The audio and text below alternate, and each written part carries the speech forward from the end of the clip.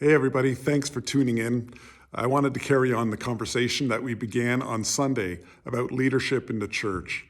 There's a passage in the letter that Paul wrote to the Ephesian church, chapter 4, that speaks to how God gifts leaders and how God shapes leaders and how he actually gives them different influencing styles. You'll know if you are around any stretch of time in a church.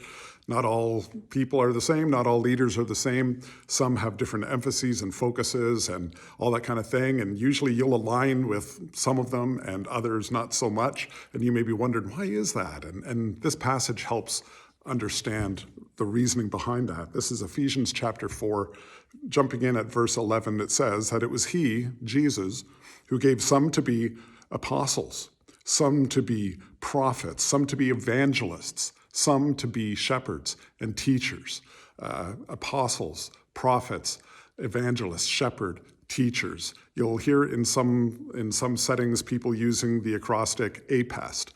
It's describing this fivefold leadership function that God gives to the church.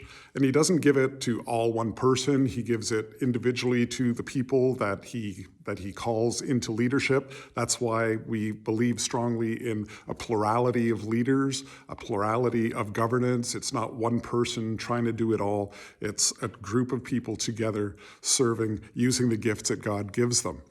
Some of the leaders God gifts with this kind of apostolic influencing style, not that they are apostles like the original apostles were, but they have that same kind of drive, that same kind of emphasis. It's like, we got to move this mission forward. We got to take the next hill for Jesus. How can we move into new areas and see new people groups reach? That's my heart. That's my strength as a leader. I'm apostolic. Focused on how do we do that. That's really how I lead. That's how I bless other people. That's how I show the love of God. Others have this kind of prophetic voice, this kind of just kind of a way about them that is primarily focused on the truth and speaking the truth and getting at the truth and justice for people. Like those are the things that motivate them and inspire them and move them. And it's kind of a bit of the filter that they use in serving. Evangelists, like they're just gathering people, they're inviting people. And you can probably think of some leaders who it's like their homes are always open. They're always wanting people to come and get invited and be included and introduced to the truth of the gospel of Jesus Christ. Shepherds they're the carers.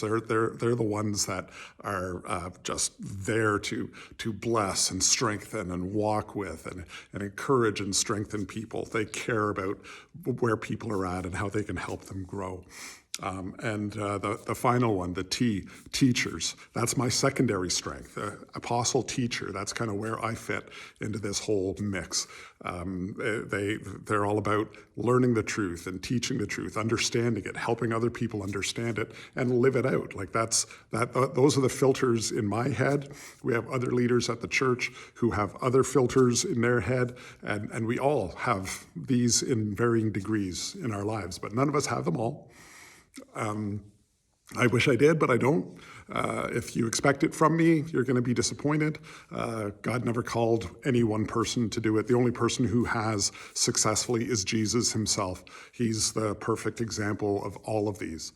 But we together are learning how we can best grow, how we can best serve by leading. Those of us that are called into leadership and those that are seeking to follow the call of the leaders. It's good to understand this is part of the way we serve. This is the part of the way God's designed us, and it kind of reemphasizes and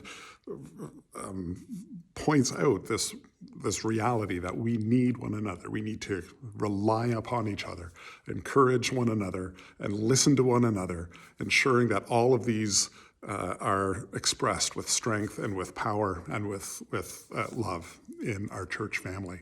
So I hope that helps as you kind of process the whole thing of leadership and leadership in the church. Reach out, send me an email if you want to carry on this conversation.